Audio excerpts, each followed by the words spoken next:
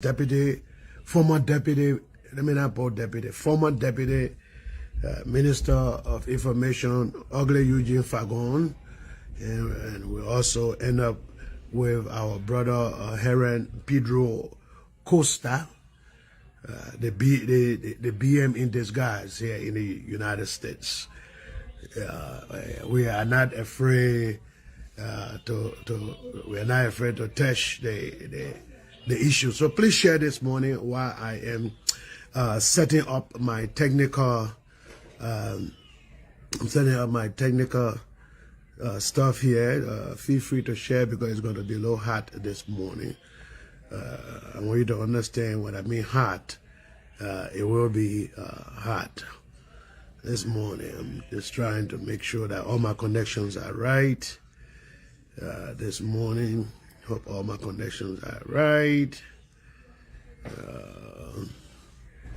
Hope all our connections are right. I want you to share this morning because it's going to be hard. It's a very people say whether I'm coming for Eugene Fahngon. I'm not coming for him. I'm just going to expose this gentleman who was zero, nothing, and then the government helped him and brought him in and gave him a deputy minister job, and he decided that he was going to be very disgruntled and rude to the minister proper. Jean, please go upstairs, go watch TV. Let Daddy do his live. I will not be long. I will be with you guys for us to go out. So if you have the time, you can invite Eugene Fahngon. I can bring him up here live. This morning I'm home. I'm off today. I'm doing nothing. Then maybe a little cook kasawali tobagi. Thank you, blessed and beautiful. Welcome, Joseph Gavler. You are also welcome, Confident D, my man. Yeah, that's one of my men right there. Thank you for watching this morning. Please share. Because the problem that we are having today with some of some of the guys that I'm going to discuss this morning is that they have serious issues. The issues, Henri Costa got a problem with lying for money. If you don't support him, then he decided to blackmail you. Well, we discuss this topic. Eugene Fahngon, a disgraced minister. That the only sitting minister who the representative or the senator have put in prison for being very, very rude. Welcome, my big brother, Anthony Keseli. Even though we are on a different side of the hour, but this morning, if you want me to, allow me, I can bring you on live here to so that you and myself can have a little debate on why I think President we should be given the second chance. We can talk about that, Honorable Keseli. But this morning, I'm not going for my uncle Joseph Boakai. So Boakai is out of my topic altogether this morning. My mom called me the other day and told me, say, please leave your uncle alone. So I'm not attacking Joseph Boakai this morning. The people I'm discussing this morning is Henri Costa. If I learned that when Joseph Boakai had the small fundraising that they did in Philadelphia, that Henri Costa even took some money from there, that he didn't give the people money back. Those are rumors that have been going around, and those are some of the things that we want to talk about. Oh, sorry. Sorry, Confident D, sorry. I will be Henri Costa. Daniel Kasali, you talking, put you in trouble if you don't say, look, what we're doing here is I come to Philadelphia soon, and I come in there to come check on the property down there. When I come and look for you, I will make sure that you're on a Kasali there. But actually, to admit this morning, on a serious note, I wanted to start, I don't know who to start with.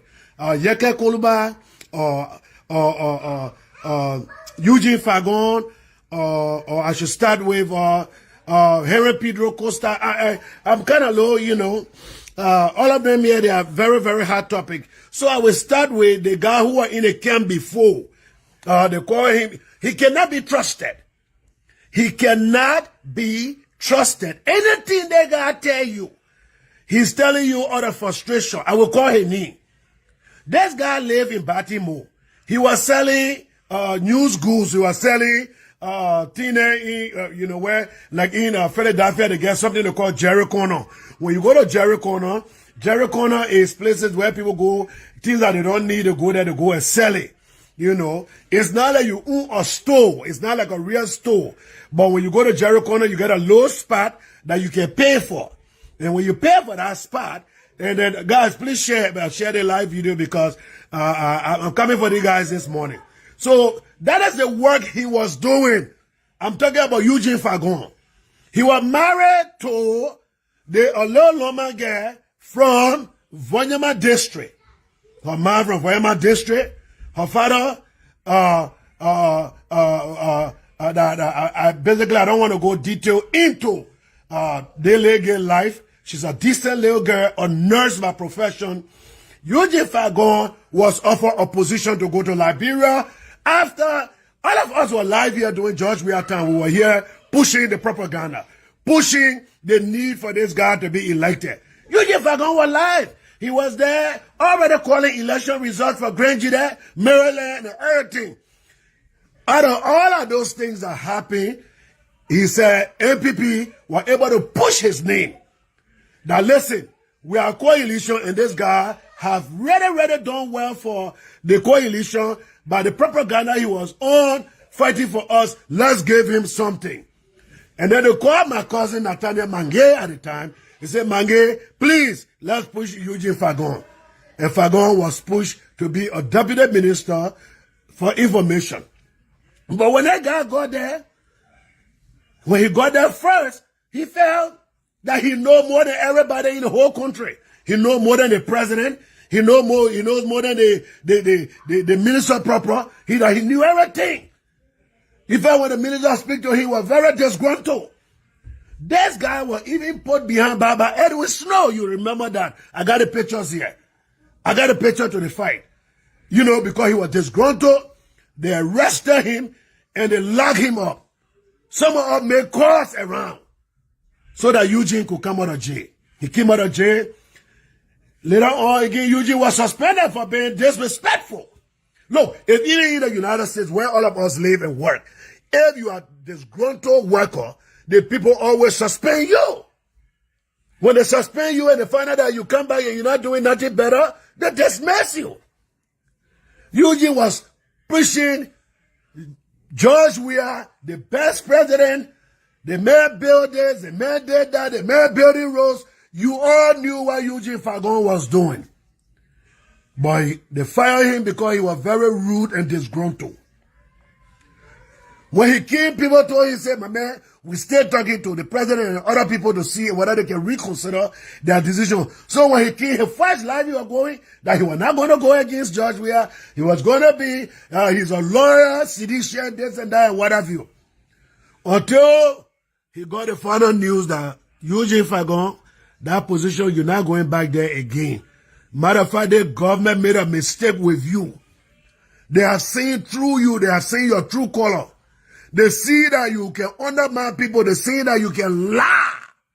You're not going in no position in this government. And even if the president win again, he's not even considering you. Eugene turned opposition right away. The one-time preacher of George Weah, that George Weah was the best president. George Weah was good. Eugene Fahngon go opposition.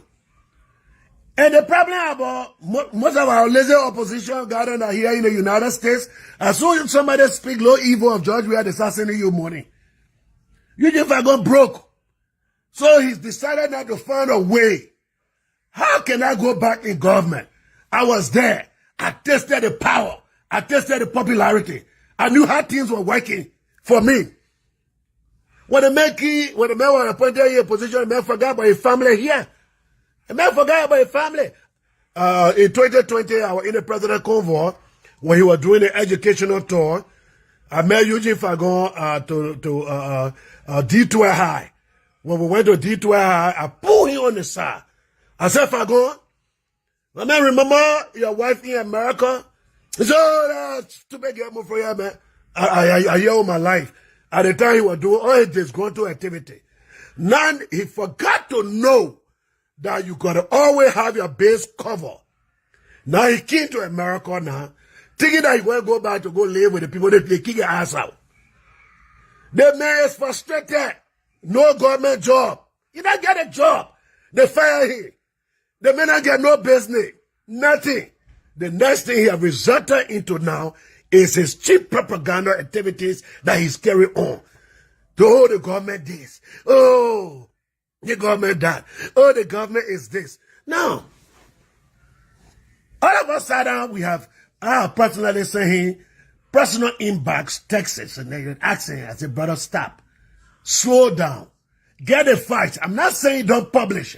I'm not saying don't have your life. I'm not saying don't go live. But make sure you get the fights. The fights matter. Because when the fights come out, if you are on the wrong side, then people start to look at you that you're very stupid. For instance, the case that just happened to the Chief Justice House, where Councillor Verdia had no evidence. As soon as the news came out, they created their own story. And Eugene, who did not do his investigation, bought into that because he's so angry with the president because the president fired him. President take job from him. And Eugene vests. Oh, the president won't kill Justice Scott. My people tell me, there's a former Chief Justice. She's nothing in the country. She only getting what she's supposed to get from the government. Why would the president want to kill former Chief Justice? You're not Chief Justice. You're not member of any justices or nothing again. You're living your retirement life, like Helen living a retirement life. Why would the president of the Republic of Liberia want to go after this woman? He didn't do no investigation. The man is a fool. Eugene Fahngon is frustrated because he got nowhere else to turn. Look, in America, they got jobs all over. Anywhere you apply, they got jobs there. The man don't want to work. This man don't want to work. He want fast money. He want a quick money.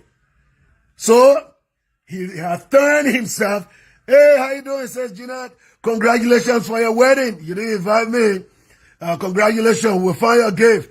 Again, we are so proud of you, my sister-in-law, Jeanette Maye. So Eugene Fahngon have turned against this government because he know that they made it clear to him he's never going back.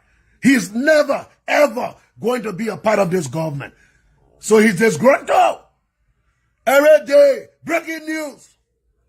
The Minister of Information was caught eating red lobster on Broad Street. Is that a breaking news? I can sit down here now and take my 13-year-old to Red Lobster right here and buy her red lobster for her to eat. That's not breaking news. Except Eugene Fahngon, you can't afford to buy red lobster for yourself to Red Lobster. So that would be a breaking news to you. That the Minister of Information is sitting down eating red lobster. Are you telling me with the salary of a Minister of Information, he is unable to buy himself a red lobster, something that my 13-year-old can buy for me here, for me to eat? That breaking news for Eugene Fahngon. Anything the government does, they buy. But a few months ago, that the same man was telling you, oh, the government is the best government. George Weah is doing the development. He was showing roads. He was showing the port building. He was showing FPRC building. The government is doing that. Eugene Fahngon was preaching the politics to you few weeks ago. But because they fired him from his job, every day, breaking news. Every day, breaking news. So what the breaking news? Two girls fought to realize that George Weah made it together to fight. Oh, two girls that are selling water and they're fighting for market spot, they fought, that the president fought. It rain heavy in Morovia. The rain was so heavy to cross from the free port, the water was on the road, that the president, wait. The 160 some more years that opposition had the country, they didn't face those places. 5 years that they want the men will take to develop the whole country. You see how the opposition, they are reasoning, some of them, I got some fine people in the opposition. Fine people, they are on the other side of the opposition. Joseph Boakai, for example, is one nice guy, But here myself, we on the other side. And you understand? Like my uncle Anthony Kezeri. We live in Philadelphia for many, 20 some more years. I was there. I know him. We are all good people.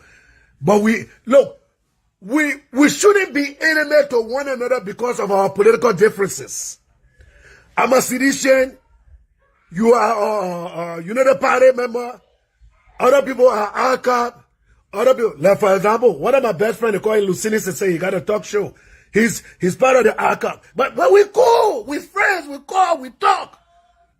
We shouldn't be enemies, Liberians, because of our political differences. Let's discuss the issues. Let's discuss the issues. The issues is the one that matters for our people. And then Eugene Fahngon, every day, he will make you to believe that Liberia is this, Liberia is that. I just came from Liberia. I went to Bombay County. I went to Margibi. I went to Cape Mo. I went to Bapolu. I was in Bopolu. In fact, they had me on a radio interview in Bopolu. I was there. I just got back, people. They say, oh, maybe the man sitting down. The man sitting down in America, he eating a chicken wing. Why are you talking like that? I got my ID card, and I'm registering to vote because I will be there in October to cast my ballot. So we don't just talk the talk, but we walk the walk. So Eugene Fahngon is a disgruntled, frustrated, disgraced deputy minister. When he came by, they kicked him out of his house. He was not even having house yet. Because he was living with a woman. With all the nonsense thing he was doing in Liberia, so he got back, they kick him out. They kick him out of the house. He living in somebody's basement. So each time he think when he talk negative thing about the government, they see where he has some foolish people can be sending money to Costa for Costa to live, that they see where he think they're sending him money. Sending his sponsor money. Oh, come to our camp. Oh, the other day on his podcast, he was like, well, am I available? President, anybody can recruit me. Who went to be a political analyst? Oh, wait, you got a political degree? Joseph Gabriel. So, Harris, what is your motive for preaching this polity? Why are you advocating for CDC? Thank you very much, my brother Joseph. I'm advocating for the second term of President Weah and his CDC-led government because the development that I have seen in Liberia, I have not seen it under any administration over the past 166 years that they had a country. I have not seen it. So that's why I am advocating for the second term because I think more development will be done. I was standing between Kawe and Dixville. That's between, we come from Banavie, you pass Kaba, then you come down there between Kawe and Dixville. Down there, from the time God created the heaven and the earth, no quota ever got on that road. In Morovia, cars are being hitching down there, truck and hitch. I was standing there, I saw the pavement done.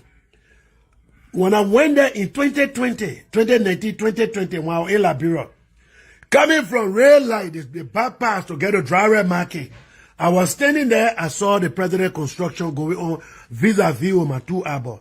For those of you that just came from Liberia, I know you see the Rawafi Highway, see the constructions that is going on down there. I'm seeing development in the country. For those of you that went to Nima County, from Saclepie, going down, look, see the development. That only, the president said he will be remembered for the roads. This president is paving more than all the Liberian president he combined have ever paved roads in Liberia. He combined all of them, put them together. The roads that he's paving is more than the roads that they have paved. So Joseph, if you ask me, why am I supporting this government? In 1999, when I was living here in the United States, I left from here and went to visit Ghana. When I entered Ghana, I found out that the Ghanaians were crying. They said they were very, very hungry. The food business was high. The economy was high. Things were very difficult in Ghana. They were crying. Their electric plane used to be like GR. They say, oh, that Ghana rough. GT, Ghana tough. They say Ghana was hard when Gerald Rowland was developing their country, building their roads. Today, all the Liberians you ask, they won't go Ghana because what Jerry Rowland did at that time, he was building their roads. Roads open up for development. And this president is building the roads in our country that we need. If we gain another 6 years, the road from Tottenham Bear to Bopolu, let me come to Bopolu. I was proud. Some time ago, I will come to Yekeh. I was very proud for this president. When he went to the United Arab Emirates, the people called him, they gave him a jersey, and they gave him a football. They celebrated him. But the back meetings that he had, he said, my people within the Bapolu, Bama area, the Bella area, they don't have hospital. They don't have a good referral hospital. I want you to please come and build a decent modern hospital. And then when he came by, Yekeh Kolubah ran and went and took a football and Henri in his office that when George Weah went to the United Arab Emirates, that football they gave him. But today I'm glad to report to you, I stood in the Emirates Hospital in Bapolu County. The thing is a modern hospital. No generator needed. It got solar panel supply, modern equipment in Bapolu County, where I am from. Tell me why I will not support the president. One of the modern hospitals in West Africa, built in Bapolu County, Bapolu City. And there today, I'm a witness, I saw it. So tell me why I will not support the president when he bringing development to the country. Tell me why. Tell me why. Tell me why. Show me one oppositional party that have better developed our country for 166 years. 166 years. They did nothing. They did nothing. So, Joseph, when you ask me today, why am I supporting the president? Because the roads, hospital, schools. My brother, the man paid the wire fee for the children since the creation of Liberia. No government has paid wire fees for 9th grader and 12th grader that the government has did it.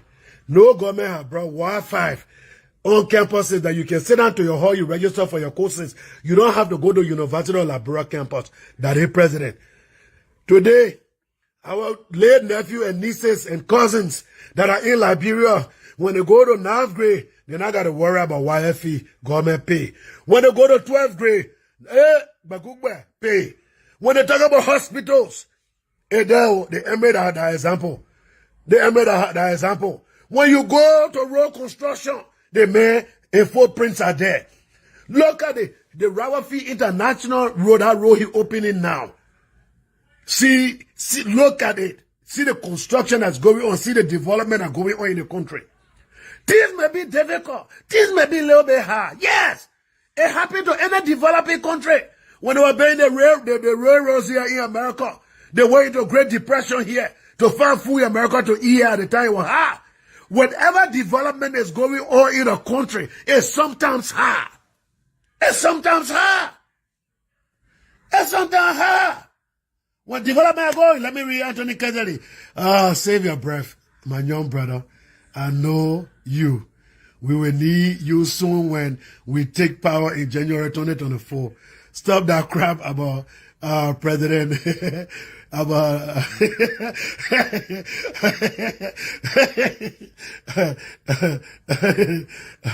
let me read Anna Kennedy. What development? What about all the injustices?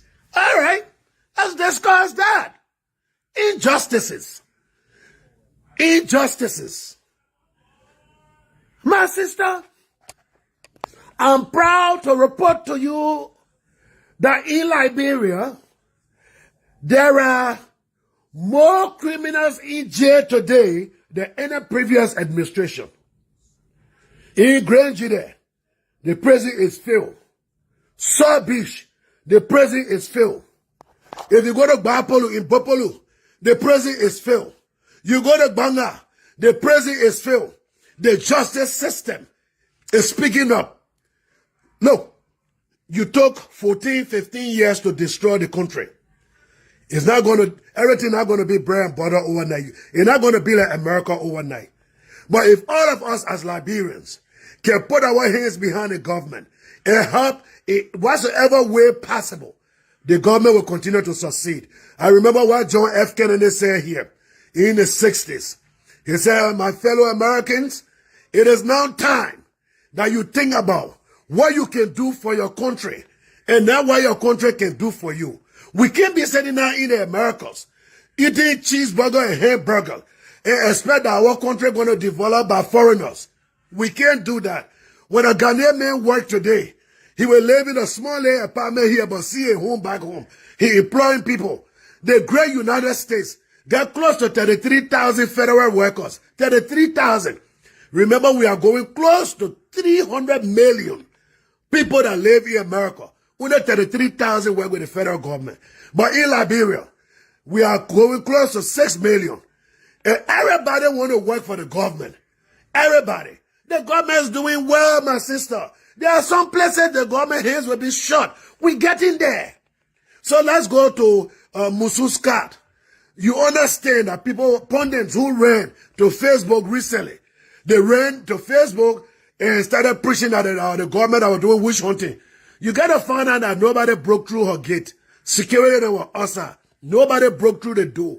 Nobody broke through any room door. She herself admitted that the person that she saw was somebody that was having in her face, living in her face, that she did not approve of the person living in the face. Now government, but now some of the lies that they try to tint this fine administration.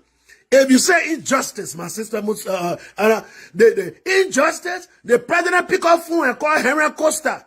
He said, my late brother, you ran out of the country. You ran out of Liberia. You said that, oh, we'll catch you and put you in jail. George Weah, president of the Republic of Liberia. I call you to say, I beg you, Papa. Sorry, anybody that did something to you, come back home and be part of the process. President picking up phone, calling oppositions that have left the country, that you are safe, come back home. It ain't happening in the downtown. People ran and stay. But the president is calling people that are out of the country. Come back. Don't be afraid. Nobody gonna touch you. Henri Costa been on Liberia 2-3 times. Nobody touch him. He live free, walk free, truck free, do anything free. That's what you call injustice? Is that what you call injustice? That's not injustice. That is not injustice. That's what the president is doing. He reached out to those who feel that they are being marginalized or pushed aside. He bring them and say, can let's reason together.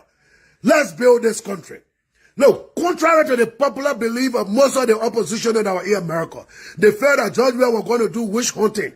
That are the president. People get cause a man, they cause a pa. They get causing every day. When you get through, when you settle, you quiet down, he call you and speak to you. Say, let's get involved. Let's build our country. But let me stay on topic, guys, because I got like 10 more minutes left to be gone. I got work to do. I cookie kasali tabagi here. All right? Let me read. Jackson is saying, tell those evil, low self-esteem people calling themselves opposition with no direction, brother. Tell them. Dana alo Messiah. Hey, Pastor Clara King, how you doing, my daughter? Long time. I've been to my brother many times. I can't see you. This time that I'm coming vote. God did my voter registration, everything straight. And when I got my citizen ID card, I don't just want to be in America talking. I want to be in Liberia to cast the vote. And I will be voting in Bopolu. In Bopolu City, that the player will cast my vote. Clear, when I cast my vote, I will go live. So that you will know that we don't just talk the talk, but we walk the walk. My brother, that woman know what happened to her. You right, my sister? Josephine, you right. The woman know what happened to her daughter. The stories are plenty. For me, I don't like to speculate. Even though I've been hearing, they say that our men business, they were fighting somebody, stab somebody. That was not me. I will leave it to the police, for the police to do their work, for the justice system to take its course. Look, crime happen in America. When they arrest you, or when the police are investigating, so that it take 2 months, 3 months, 1 year. But when they arrest you, they press charges, you go to court with your phone gated, you go to jail. I have seen plenty of murder people in jail in Bopolu, in Morovia, South Beach, and other places in Liberia. I'm not saying our justice system is perfect. The justice system, even in America, is not perfect. You know that. There's no perfect justice system in the world. You know that. So, let's go back to our second guy. Now that I have dealt with Eugene Fahngon, he's a disgraced former deputy minister who thought that he could sit down the minister's proper head and be foolish. They fire him. Hey, Zolizo. My man Zolizo, what's up? Long time, brother. What's up, comrade? What's up? So, so let's come down to Yekeh Kolubah. Soup students. My man Zolizo here, you online. He came on his campus. You went there to go and attack him. You attack the Peking from Fahngon. When anybody comes on the campus, you're attacking them. Students, are you going to school or the rebel care you're trying to develop down there? The rebel base you're trying to develop on the campus of the University of Liberia? Then, the man who graduated with distinct honor, the general himself, distinct honor he graduated with, and he is the current representative for the district that the university falls under. He said he coming on the campus. The man get 100 students that he's sponsoring on the university campus. You say the sitting representative will not come there. He can't come. We dare him. When he can, he will see. We dare him. We dare him. He can't come. Soup. The party have been bought. Opposition bought the party. Other people say Cummins have bought more the leaders of soup. The e-commerce package, the e-commerce payroll, for them to be disgruntled. But, hey, you understand that the CDC, we sedition, we are a grassroots party. We are the people party. The people, the Liberian people political party, the CDC. Just recently, 6 other political parties sat down and said, you know what?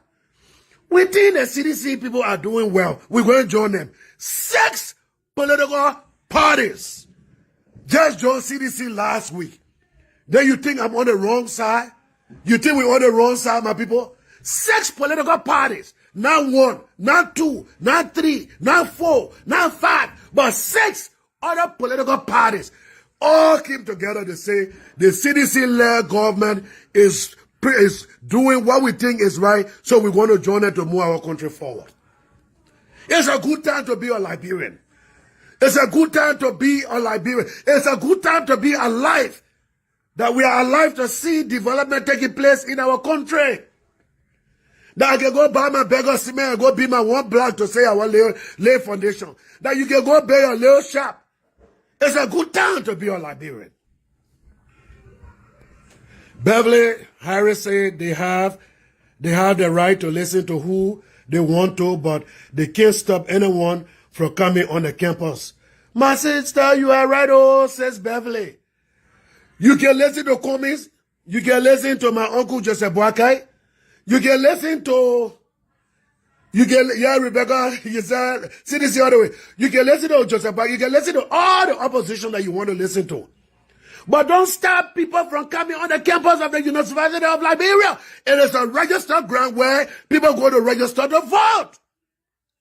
So when the representatives say he coming there because that is his district, the opposition said the man will not go there.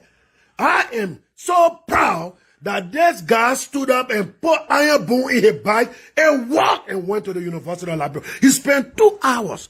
2 hours he spent at the University of Liberia. He left the University of Liberia 30 minutes before Yekeh Kolubah, who, when he honored Chancellor regime, SOD, he was with SOD, he flogged soup students. He beat them unmercifully.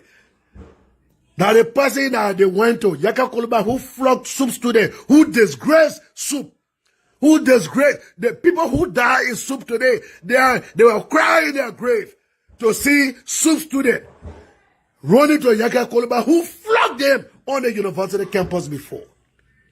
Yekeh Kolubah is not a graduate of the State Royal University. He's not closer. He's not closer. He's not. He's not. So listen, guys, government is continuity. Helen was there. She spent her few years there. That's good. She did what she had to do. Helen left. This time is George Weah time. I can assure you, from the floors of heavens to the pit of hell, nobody. God have already ordained this man, the hands of God upon a man. Can't you see? Anytime the people set up dinner, try to set him up, he come out on top. Can't you see the blessing of God are behind a man? I went to CDC headquarters. There are women 24/7 on their knees, crying day and night, praying for the president and the nation. I'm not saying the other people might not run to be president. I'm not saying that. You can always do that. But this season, the CDC will win the election with landslide. I don't want to be like the other people who say they're going to be one round, because there are a lot of political parties involved. Everybody going to take small from there. I don't want to be that person. All right? I don't want to be that person. So my line is open. I'm looking for only opposition. If you are seditious, please just watch. But I'm looking for opposition to call me and give me a reason why you think George Weah shouldn't be elected as president while I'm discussing Yekeh Kolubah. Yekeh Kolubah is not fit to be a representative. He's not, you right, says Jeanette. President Weah is a blessed man. He's blessed. The people don't know. They can't. Look, whenever people went against somebody that God hand was upon, you always see problem in your life. Whosoever the God has blessed, no man can curse. You can say in your mouth, but it will not hold water. It can't hold ground. It can't hold ground. Susan, when God is for us, who can be against us? That's right. Look, I'm feeling good about all of these comments. I'm feeling good. So let me take Anna Kennedy. So why don't you add by asking yourself, what can you do to help in the progress of your country? Oh, yeah, guys, I take it easy on my sis Anna. Just look, everybody are entitled to their political views. All of us can be sedition. You know what I mean? It will be like the one-party system. All of us can be sedition. We can be. All of us. So, other people will be for unity party. Other people. So, we have political differences. But when you see development in the country, when you see things that are low, I have not seen any opposition with a genuine plan for Liberia. And the Liberian people have seen through them. No genuine plan for them. So the Liberian people have seen through them. I was hoping, because Fahngon the other day, Eugene Fahngon attacked me on his show. That Harry Murphy is this, Harry Murphy is that. And I told Eugene Fahngon, I said, look, I will let the water to quiet down, and I will let the police do their investigation, and I will come for you, Fahngon. And I'm going to share this on his page. He will come for me, and I will still come for him. Because Fahngon is zero, he can't do nothing. No, the man is an empty basket. The other day, I put a post up and said, Fahngon the government boom. Fahngon the government boom. Everybody can clear him now. He don't get no ground. The government boom, Fahngon the government boom. Anybody can clear it full. So he bring it, we clear it. We not let it sit down. So Yekeh Kolubah was a rebel. He fought the war. We know that he took a lot of drugs. He was not, he didn't go, he was traumatized. This guy did not officially go through any good rehabilitation. And people he was elected as a representative. And because when he take his drugs from Nigeria, when he take those drugs in him, the man can sit down and just cause. And decent people that live in America supporting him, decent people. I mean, decent, nice pastors. Pastors who go on the pulpit and preach that love your neighbor. Love this, do they? They are sending these people money. People who they see causing my cause. Then the pastor take money and send it to them. Hypocrites. the pastors. Plenty pastors in America, they are hypocrites. The man cause, man cause. Then you are a pastor. You take money, the people church offering, they put in the offering. You take it and send it to somebody who causing man cause. Somebody who causing man cause. Then you paying them. You taking the people money from the church. They give you love offering. You take it. That the money you will send to pastors. That the money you give it to ministers. Minister, you take the money and send it grieve our hearts. It's a shame. I pray that the Lord will rebuke some of the pastors. How dare you against a government that you're not doing nothing in the country to support your own people? What are you doing to help your people in Liberia? Are you making rest farm? Are you building a house where you employ 5 Liberians to work? You're not doing nothing. You sit down in America, you eat cold cheeseburger, and then you just criticize. You speak against the government 24/7. I don't know. I don't know. Sometimes it just baffles me, you know. I said that's what I wonder if really these pastors, these ministers, churchgoers, people who fasting and pray, somebody causing my cause, then you sending the person your hard-earned money. My people, have we come down to this low life? Somebody cause my cause, then you take money and send it to them. Somebody cause power cause, then you take money and send it to them. It means that you don't want doing a real causing. You supporting people who they don't have the fights. When they come on Facebook, as soon as they post small information, you jump you on that bandwagon. Or the government try to kill the Councillor Scott. You believe it straight without finding no information about it. Then the investigation come on now, you find out that nobody broke in the fence. Security was outside, they didn't see nobody breaking in the fence. The woman herself said the person who attacked her in the house lived in her fence. But she didn't authorize them to live there. Could that be the boyfriend to her own daughter that was living in the fence? That the daughter caught the other lady girl sleeping with her boyfriend and attacked the girl and killed the girl. And the man rushed the lady girl to the hospital, to Redemption Hospital. Could that be that either the man was sleeping with the lady and the man saw this thing and attacked the lady and they had to take her to hospital? Then they said an armed robbery. Could it be that the whole thing was just a setup for our lazy, non-fight funding podcast, so-called journalists here, Eugene Fahngon, Henri Costa? Could it be that these people look at Councillor Verdier as a councillor? I come in my Verdier on another day. Today not Verdier day, but I will come for him. The other day he wrote on my comment that I shouldn't expose Eugene Fahngon. I shouldn't say this, that. When we said that people who are here on green card causing confusion in our country, that we're going to start writing. They will start writing our Congress. Congress will start calling the ambassador. Yesterday you heard the ambassador from Liberia calling on those who are trying to bring fake news from America into Liberia. You heard the ambassador, he came out with a statement. We told you guys that we're working behind the scene, that we will call our Congress, and Congress will press on them. Then I want to look at Congress, go at those days when only Congress people used to call Congress in Washington, D.C. Some of them are vexed because we have taken our ministry to our own building. We no longer paying rent to them. Let me tell you the truth. Some of them vexed.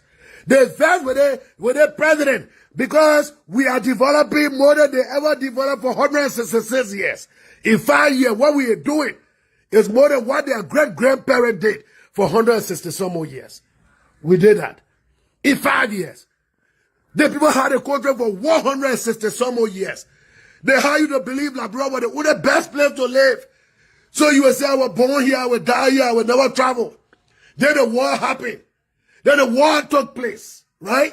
The war took place. Then you travel. When Liberians reached Abidjan, they thought they were in New York.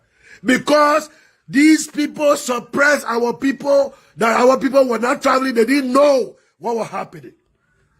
Then the president, after playing football, came back. He said, what I have seen in other countries, I will see it in my own country. And the verse. And then so they pay money all over for some of our traditional people, like Koli.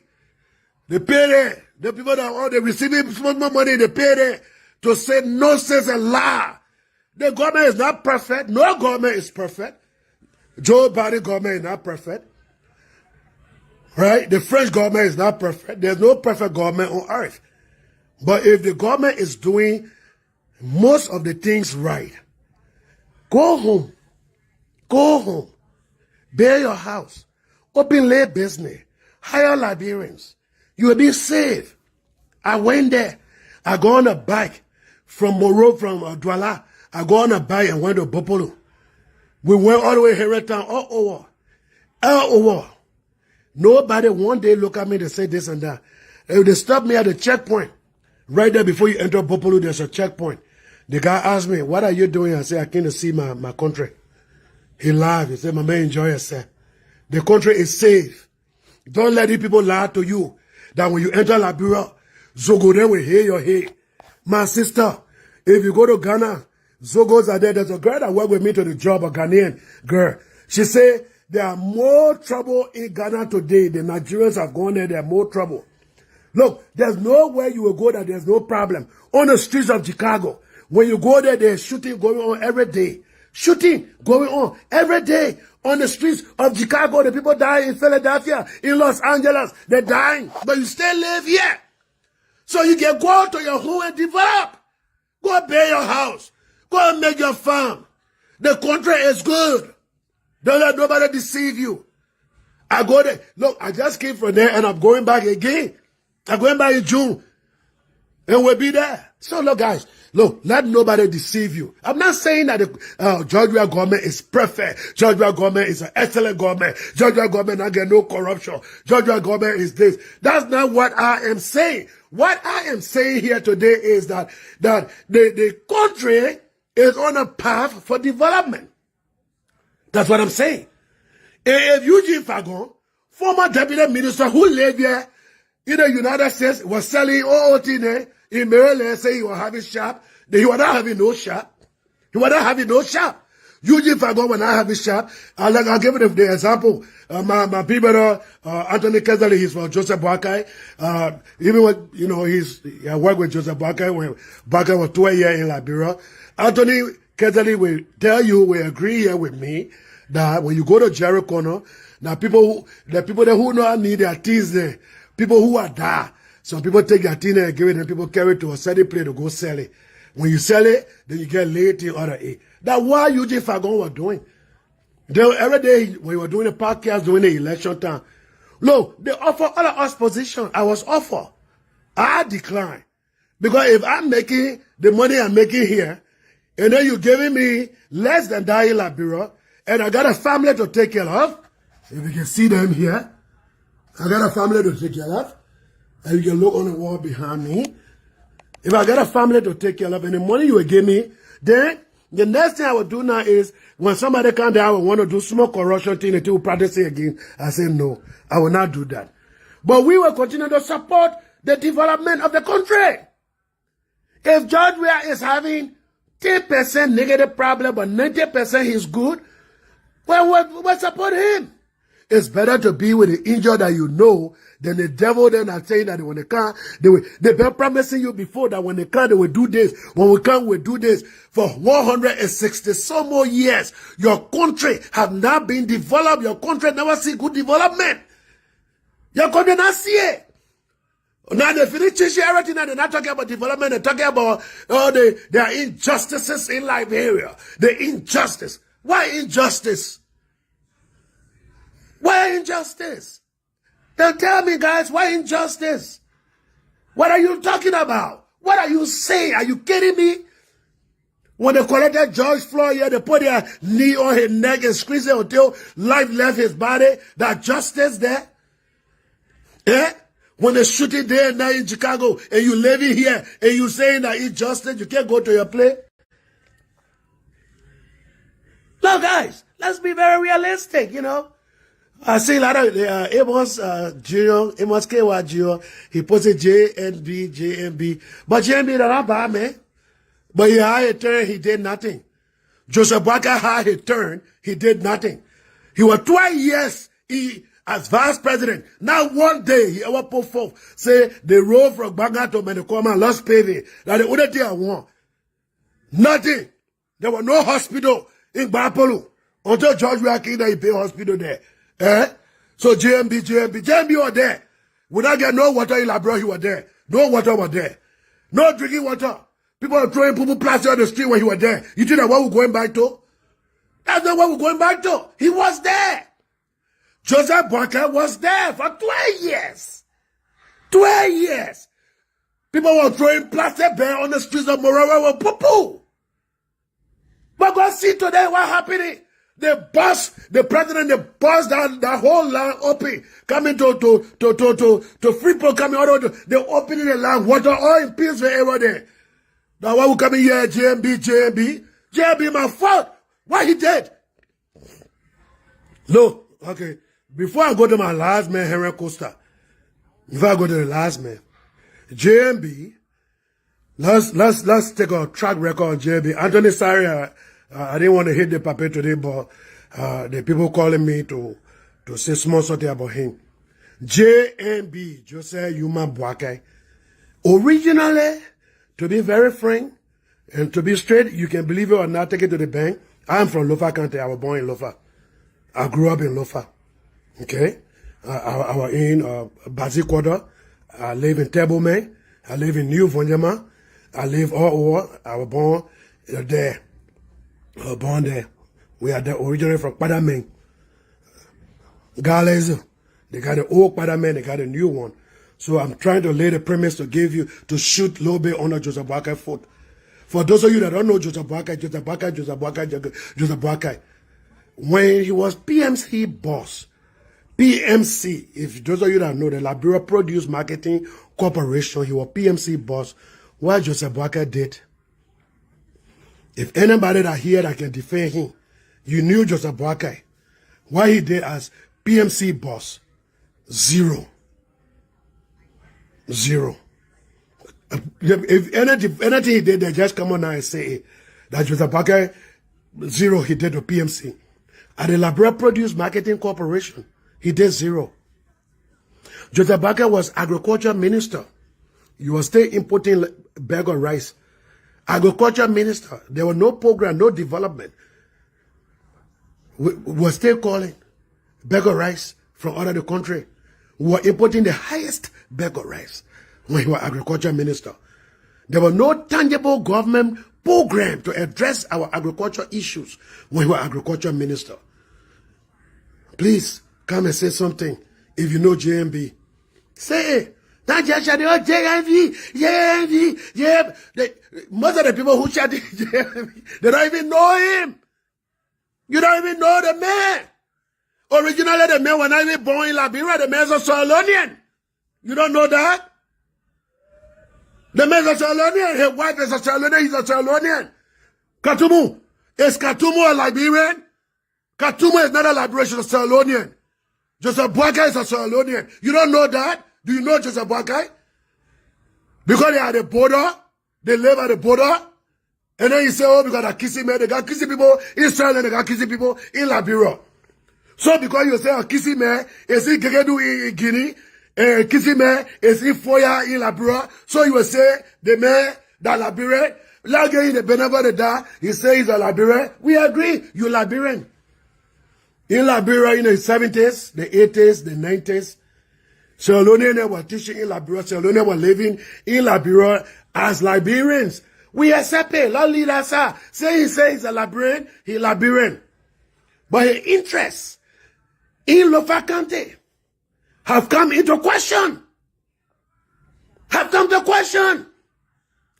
From Banga to Menekoma, that road project, from the day God created the heaven and the earth, from the day Liberia was formed there, that road nobody had touched it until George Bakugba Emmanuel we are.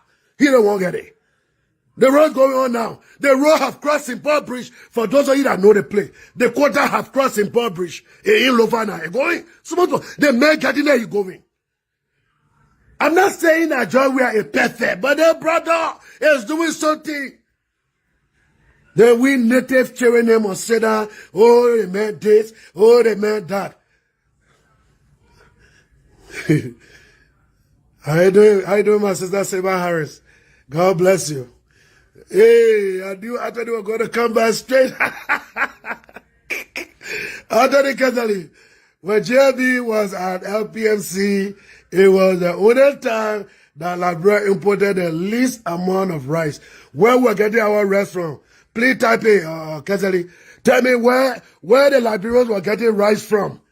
Where they, look, when he was there, the largest farm that was ever made in Liberia, largest rice farm that was made, it was made in Wologisi Camp. It was made by KBK. And it was 1989 when KBK made a farm. It was 89 when he turned the grass tree into where rice farm was made. Anthony Kazali, tell me where Joseph Bake got rice from, the largest summer rice. The largest rice farm ever made in Liberia was made by KBK. Kekula Biekpoto, may his soul rest in peace. He was senator at the time. He took the entire Lesco, that was Savannah, and he took machine. He carried there, he turned it around and made the rice farm. Now the rice farm that helped the people during 1990 war. Now everybody was going there, you go call your own rice. Now one time, you can show me a farm that Joseph Parker made. I'm from Lofa. I'm from there. I'm from Wologisi. But that man, my sister Seba Harris is on this thing that they play the bombing that her man are bombing. And that her man husband they need me after. Harris Koboi. That the man husband they need me after. I was born in that man, Wologisi Camp, Voyama District. I was there. KBK did nothing for Lofa. That's why he went there a few times to go run senatorial campaign. They flagged his candidate because the Lofians said enough is enough. With her, with the one system, every time you can, oh, I'm a so, yeah, let's go, No. Because that will put Jala go on there now. And CDC will take Lofa. It will be taken. All right, Econo. I can show you that. You will take it. I didn't come ready for the paper today. So let me go to Henri Costa. The last guy before I close. Yekeh Kolubah was on permanent payroll under Helen Johnson Sirleaf. Permanent payroll under Helen Johnson Sirleaf. Now every month, his check was available. So when he want to talk too much, he can't talk too much against the government. He was there doing his thing. When George Weah took office, Costa thought his check was going to be coming. You remember when the president scrapped, a lot of people need to have ghost names on payroll. Ghost names were on a payroll. Ghost names were on a payroll. So they want to check. You're not working with government, why you taking pay? They scrap their name out. Now why most of the people that started getting vexed over my people? They vexed because the money they were receiving, they're not getting it again. They vexed. So they want to come back in power by fire by force. And by fire by force, they can't come. God have ordained the president to go for the second time to develop our country. We want development. So any little thing you hear, people say that George Weah can't come to America, he will never put a 4 year. When he put a 4 year, the American government will arrest him. He didn't just come to America, he was in the White House. He went in the White House. You see how stupid the people, they're stupid. Some of the opposition, very stupid they are. The president of the Republic of Liberia, His Excellency, Dr. George Manuel Weah, they said he will not ever put a 4 year America. When he put a 4 year, the American government will arrest him. Then he came for the UN conference. Oh, he wouldn't stop in New York. When he moved from New York, they were arresting. Then he went to Miami to his house. He met his dog. Oh, he went to Miami, but the people didn't know he was there. Then he went to the White House. He sat in the White House. Oh, he went to the White House, but the president was not even looking at him in the White House. Oh, You can sit down with the President of the United States of America in the White House. And he didn't invite you. You just creep as a president, you have to sit down nearby. You see how stupid the people are? You see how foolish they can think? You see how they acquire that one nonsense? When they hear small something, they die, jumping up, falling out this way. Look, this president is one of the peaceful presidents Liberia have ever had. There is no political prisoner that we have in jail. Can you clap your hand for that one there? Somebody clap your hand for the president. There is no political prisoner under Dr. George Manning Weah. Liberia got no political prisoner. When Henri Costa ran away after he committed a crime, the president pardoned him and the president called him. Said, I don't want you to run away. No, I see that some man will want to join your life and then you should request him.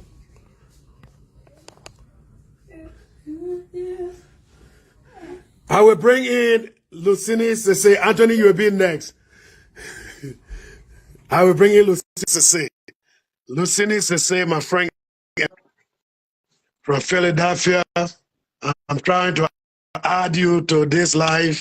There you go. How you doing, my brother? How you doing? Man, how you myself caught out here to see where I got boy, I got plenty of beer. You got boy. Yeah, my man, so what do you think? What do you think? I know you got your own big show. Thank you for joining the live. Me, I can only count live one time. So what do you think? Henri Costa. I know you, but you don't discuss people too personally.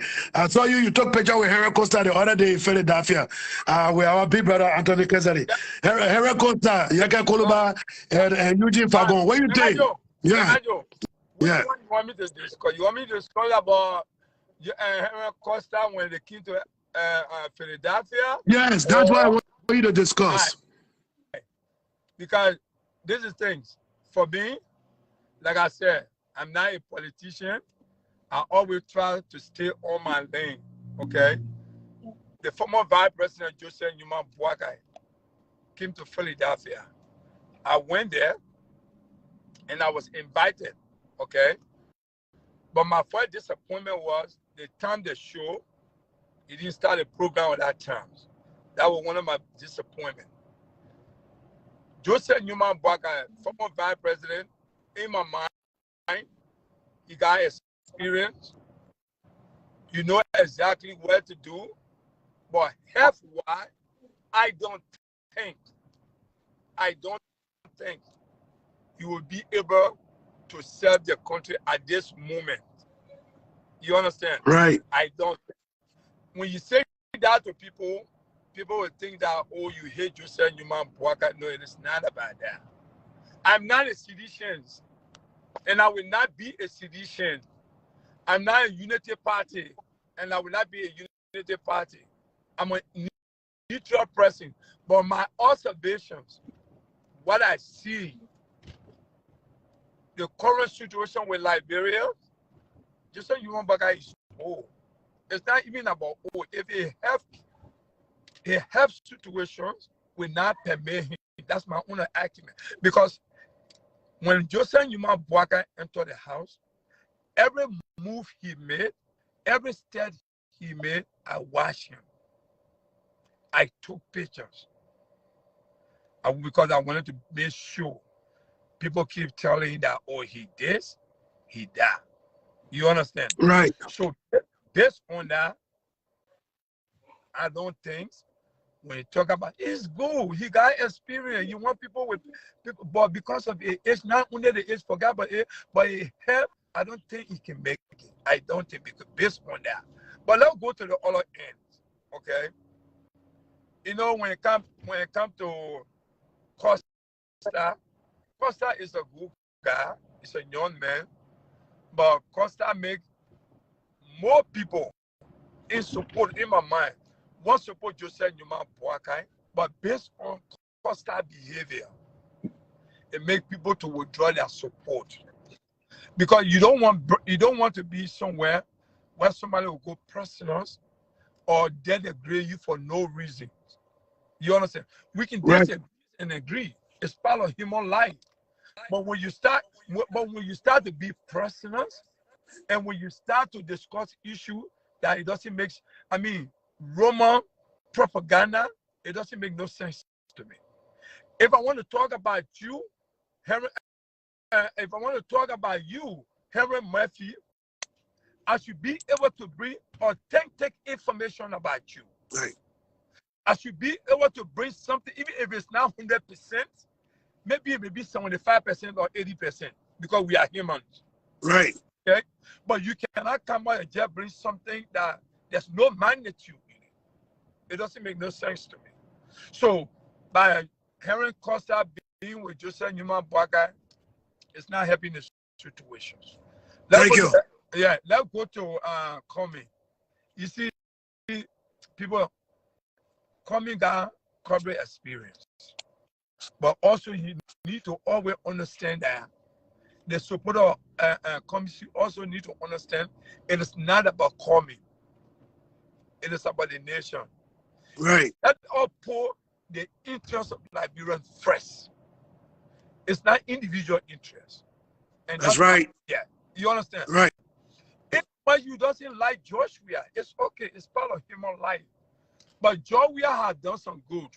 So when Joshua do good, talk about his goodness. When you do bad, talk about his badness. That's right. But right. Many of us today don't talk about his goodness, but instead of a bad thing what Joshua have done. Right. Not everyone in Joshua government are unprofessional. They got people are well professional. Right. That will establish that. Right. But many people will say the government is not doing nothing. The government is there. They are unprofessional. Yes, some of them are unprofessional. Like common example, the situation with LU, you could have been avoided. You in America, you can be avoided. In a man, Akala Gray, right. Constitutionally, he have right to go at LU camp, but also that hate this thing. But he should have used a common sense. Right. And that's why he was being told, he received a call. If you go on campus, that's what's going to happen. If you are in the interest of the government, you are in the interest of the Liberian people, avoid it. That was not the only thing you could have done. And also, you have the opportunity also, and why you think soup always bully government official, you find solution to it. Soup leadership, get in touch with them. Find somebody who you think can talk to the leadership. You can do a closed door. You don't have nothing to prove to anyone if you really want in the interest of the government. But his behavior yesterday, day before yesterday, even some people who is support of President George Weah, because of that, they can withdraw their troops. You see? Okay. So, yeah, it is what it is. President George Weah, right now, in my mind, also, I don't think they got opposition. I don't think so. If they got opposition, they don't know what they're doing. Thank you. President George Weah may likely what I'm saying. And I hope, because the country is going down the drain every day, no accountability, people being murdered and things. But a year is in death, it comes.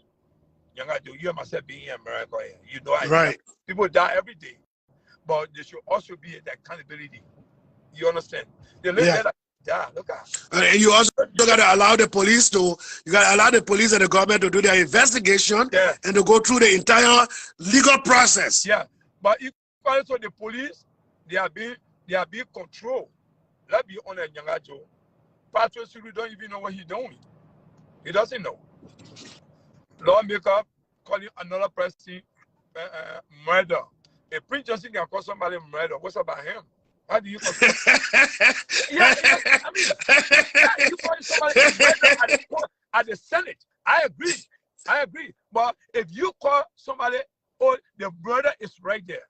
He's the doers of the act. How do you console yourself? Okay. When many thousands Liberians was murdered in court. Right. Oh, yeah, he did. They make you the council, right? They make kill other people. But thank you very much, Leo. Thank you for joining the live. I want to bring Anthony Kezeli, the former assistant, the former special assistant to Joseph Yuman Boakai. He's standing next online, my people. Now the debate is about to get hotter. Former assistant minister, a former special assistant, and the country man himself, Anthony Kezeli. He's coming on next, and for Joseph Boakai. So I don't have much time, but I'm going to go to Anthony Kezeli now. Anthony Kezeli. Oh, no, he was just here. All right, Anthony Kezeli, if you stay watching, please resubmit. Please send your request again, and I will accept you. I'm so sorry. I was talking so much that I was not watching it. My wife had to tell me that, oh, Harris, you got 3 people waiting to come on. All right, this time I would like to go to Frederick.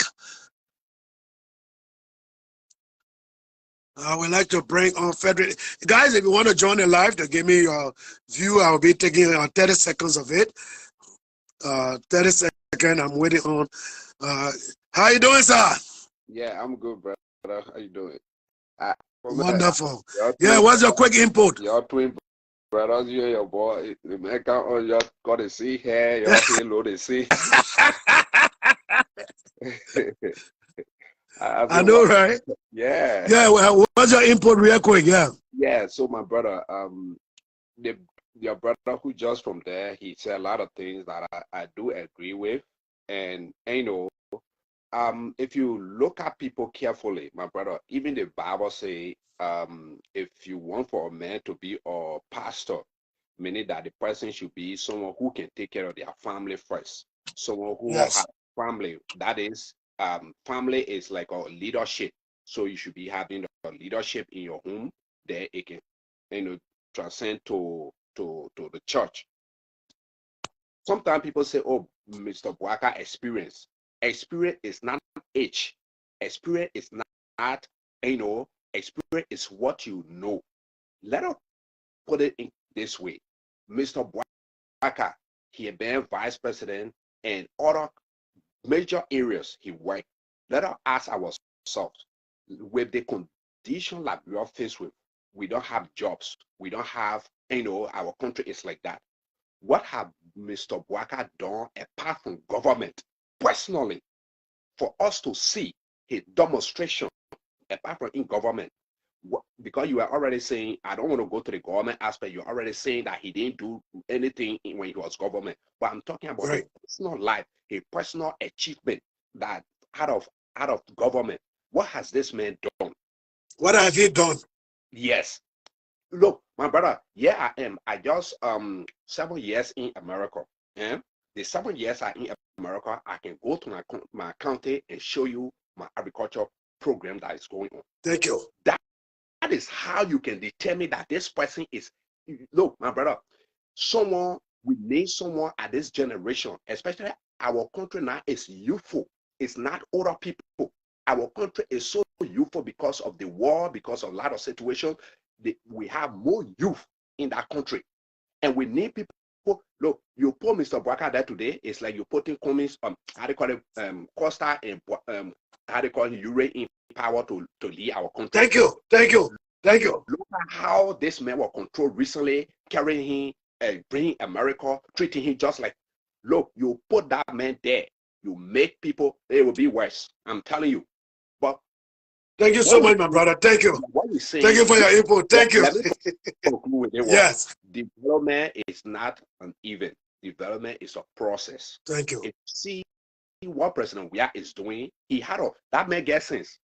Those roads you see that man building, if you go in the rural areas, you go Lofa County, go Niba County, the people desiring roads because that's the only way someone can come from Lofa County and go Morovia, they sit there and buy goods and go back. Instead of carrying money to Guinea and improving Guinea economy, you will bring money to buy the goods and go back. So roads, electricity, you see the electricity they build down the bay in Lofa, down the running wires. And we want to leave this and go back to Joseph Boakai or what? I beg your man. Thank you, my brother. Thank you very much. Thank you, sir. Thank you. Thank you. Thank you. Thank you.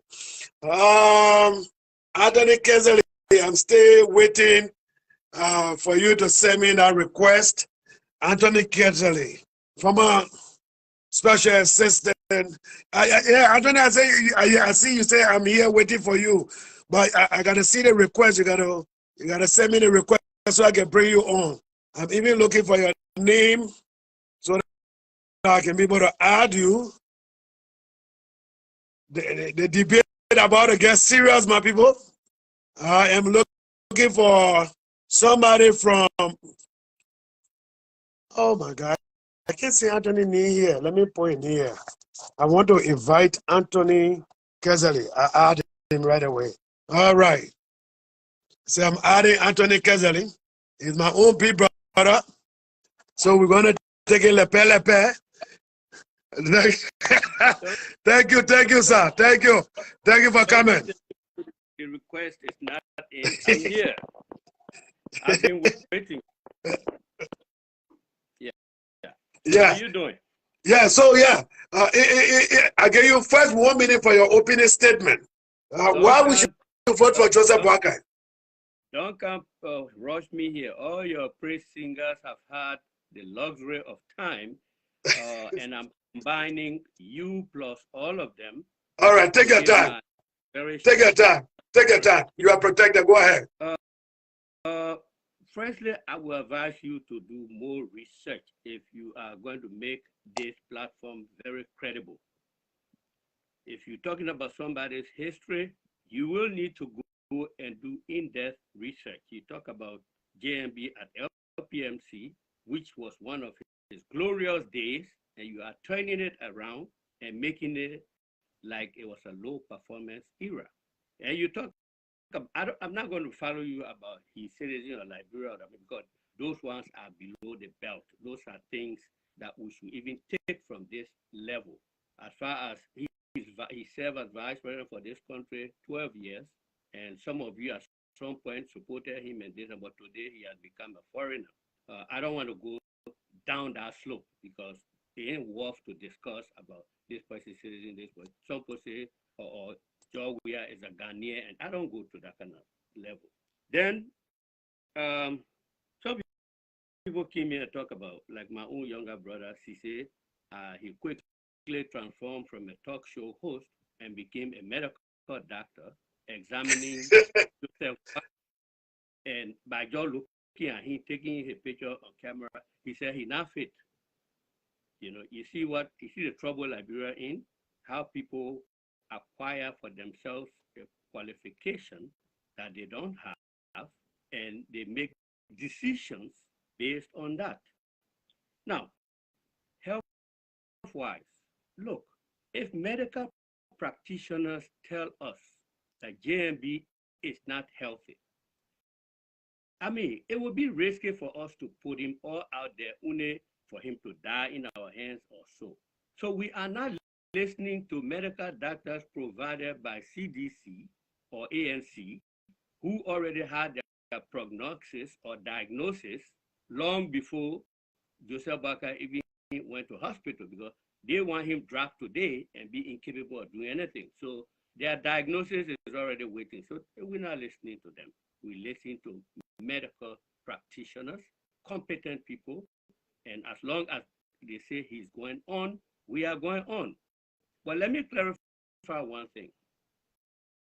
I joined the office of VP Boakai in 2013, in essence, after going through a meritorious process, competing with 7 other persons for the SES, Senior Executive Services Program, which was funded by donors, outside donors, to help repatriate people to go and help the new government. As the program went on, 2012, I was selected, and I began in effect 2013. So you and I were here all the time from 2005, 2006. I don't know how you would mix it up and say I was in Liberia for 12 years serving JMB. You know, when I was ULA president, when I was ULA board chairman, I spent all that here. How could I have been in Monrovia serving 12 years. So at most 5 to 6 years, I was in Liberia. I served Joseph Boakai. After that, the new vice president asked me that she heard about my output and other things. She wanted me to stay on, and I stayed on for 2 years before coming here. So that's outside the point. Now, if somebody comes here and talks about Joseph Boakai, get achievement, and this and that, my brother, you know, do people know that different people have their objectives in life? George Weah came to office, he didn't take 1 year, he built 48 condos. He was millionaire, multi-millionaire football icon. For all the year, he didn't build 5 condominiums. Well, he came, he did that. Maybe that's what these days people see as achievement. But Joseph Boakai lives for a different purpose. He got different, you know, morals and other things that control him. He got his objectives in life. It's not that material. Mr. Kennedy, let's take it all the way back to Lofa. Let's start from LPMC. When Joseph Boakai was at LPMC, the Liberia Produce Marketing Corporation, what tangible thing we can hold in Lofa that he did? He did everything tangible. Production of rice was at its highest. From that time, no time has even superseded what he did there. The importation of rice dropped significantly. He stood his ground there from official interference from the highest level, from presidency. The president's wife and other people went there to twist his hair. He stood his ground as a man of principle. It is one of his glorious days of service to a government entity. And you said over there you want to turn that around. But let me ask you one question. You were brave to sit over there and say Joseph Boakai did nothing about roads in Lofa. I just got one simple question for you in that. Yes. And I posted and maybe you didn't read it. Kindly tell your audience, be honest, which road project did Ellen leave Joseph Boakai and invited George Weah when he was in opposition for them to go break ground for? Which road was that? Ellen invited George Weah. Another coming, you asked me the question. Ellen invited Joseph Boakai, he did not turn up. No, don't. Oh, but if you ask me a question, let me answer, then you can correct me. Let me answer the question. Let me answer your question.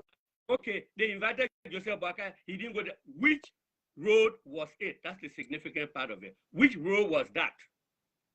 The Fahngon Highway. Thank you. So now you defeat yourself to say that Joseph Boakai worked towards no road, because I accompanied Joseph Boakai monthly to the presidential briefing session of the PDU. You can ask Judy Moe. You can add Dr. Moniba, who's running today. They were all in that PDU. You can add the son of former Chief Justice Koko. All of them, they were in that PDU, okay, monthly. All these roads that they are talking about, I know about them. I know about discussions about them, funding, planning, RAP payment to people who structures stood in the way. I know about all of them. Joseph Boakai was involved at the neck of all of them. It is a good thing that the president comes and takes over these projects and is completing them, is going further with them. But for them to use it as a bragging right to come and discredit, that is so shameful. No. Why I have. But what we're saying here, the question here is, Joseph Boakai been involved with this country for almost 40 plus years. There's nothing we can see tangible that he came home. It's sad. You act like you're not Liberian. You people make it as though Joseph Boakai has occupied the position of when you are comparing him to George Weah. And you know the critical nature of presidency and the constitutional provisions of a presidency and vice presidency in Liberia. You people expected that Joseph Boakai will be the president, calling the shots, and so today you are comparing him with George Weah, who the Liberian people have entrusted the presidency to for 6 years. a man who had not spent 1 year as president. And we all know the subdued nature of a vice president's position. And you sat over there, my brother. You said, the country came from war, and so we can't push everything we try. Are you the one saying that? Why are you holding Ellen? Ellen, who took the country, and the country was further down. You assessing Ellen Joe government for the 12 years. You saying they were failing. They were failing. And you crying. So Mr. Kazali, let me ask you one question real quick. Why you think Helen supported George Weah over Joseph Yuma Boakai? Because of Joseph Yuma Boakai's cleanness, honesty, and their fear that they will be prosecuted for what they did. Period. And then he went on. Why he didn't resign? Why he didn't resign? Why he didn't resign from Helen government? He stayed for the full 12 years. If he think the government was corrupt, why he didn't resign? Let me tell you. Let me give you the example because I know that you're not familiar with Liberian history. William Richard Tubman did not agree with many things William V.S. Tubman did. He stuck there as vice president for 19 years, waiting for his time to take over and correct things that he didn't see go wrong. You could be maybe a dump your ship and jump off board and then carry yourself to the bottom of the line. If you are not a strategist, you jump out of boat, you go to the bottom, rather than stay there to say, okay, let me just hold on. This 2 years will soon finish. I will run whatever there's a damage, I will correct it when I take over. So he's not a fool, he's not an emotional person who is hot-tempered that will jump off. Why Joy Howard Taylor, when they were dealing with her all the time, in the first 4 years of the administration, had to sideline her. You saw everything. Did she jump and resign? I was in the office there, I know what was going on. Did she jump and resign? Because she's wise. She waited for her time. Where is she today? We are independent of her, you know. So you put your thing, presidency evaluate that emotional thing, you know, that's not gonna give somebody appointed you. So I disagree with you. I resign today. You strategically and Joseph Boakai waited, and these people got afraid of him because of his stellar honesty, and he can stand anywhere, he can stand before any war crime, anywhere, nothing on him. Corruption, you can't catch him. So these people who know where their hands have been were afraid that if he took over, he might not be able to protect them. And you see, for 12 years, you people were in the street, you had coffee on your head. Ellen was the worst person. Why you people have not audited a woman? So I will answer a few of your questions. I just got 2 more questions for you. I got 2 more questions for you. Hold on. I got 2 more questions for you there. I will answer your question. You could say this woman was the worst. You made the coffer empty. That means she stole everything. Why haven't you audited her so she can answer to these questions? Go ahead with your questions. All right. Thank you. So, over the 40+ years, Joseph Boakai was not vice president. Joseph Boakai was agriculture minister. He was LPMC boss. Then before you, but let me ask the question. I got to lay the premise and I ask the question. Go ahead. All right. So, all the positions he have had over the years, is there any tangible that we can see in Lofa to say that what he did in Lofa County? Plenty. And first of all, when you're analyzing tangible and other things, you people forget that we have 14-year-old war that destroyed a lot of things that were structures and other things that were put in place and programs that were put in place. You ignore that. And you ignore that Joseph Boakai served those areas principally before the war. And after the war, we went backward. People came and stole a lot of things. And so far, there are many things Joseph Boakai, not as president, he was not as president to develop anything, but those places that he was placed in, he served with stellar performance. No, people got writing down here, Samuel Doe sacked the man because corruption. I don't like talking, ignorant, because those are things people don't know about, and they just jump here and say anything. You know, so they say that he was given a lot of equipment to take to Lofa to do agriculture work, and the equipments are all packed in Lofa or destroyed. He did nothing. Which equipment are you talking about? The equipment that are right in front of his place now, that we got pictures of it. are you talking about the ADA? The ADA project? Yes. Do you know about the ADA project? Yeah, so what happened to that? What happened to that project? It was not a government project, firstly, number one. It was, now, you got to do research on this. But I'm asking you. I'm just asking you the question. That is that have been discussed over a lot of you being absent. The ADA project was headed by Mr. McIntosh, Wendell McIntosh. He ran for president the last election. He's here, he's in Monrovia right now. Asking what was that company? Was it a government entity? It was a concession. The only involvement of Joseph Boca in it was because he was an eminent citizen, grand uncle of Lofa. He could talk and people listened to him. So, and he's an agriculture person and he's interested in agriculture. So he was counted on for his wise advice, his guidance and other things, not necessarily based on his position. So they said then what agriculture policy did he introduce in Liberia? We have the problem in Liberia, my brother, if you don't know, it's not policy. It's not program. We have some of the best policies. He always tells you it is implementation. You go look on the book, what agriculture policy you know. They fine agriculture policies, green revolution, this and that and this, but the implementation is what. That's why he said we squandered some opportunities.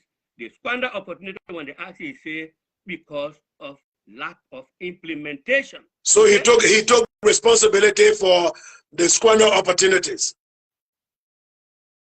No, he said Monrovia is now looking like Miami because of what you want Joseph Boakai to come and say, oh, we developed this country, Monrovia looks like New York, because your man came and said he has developed Monrovia so much like it looks like Miami. That's the kind of people worship. Someone who is dishonest, someone who distorts. Joseph Boakai said, I was sitting by him.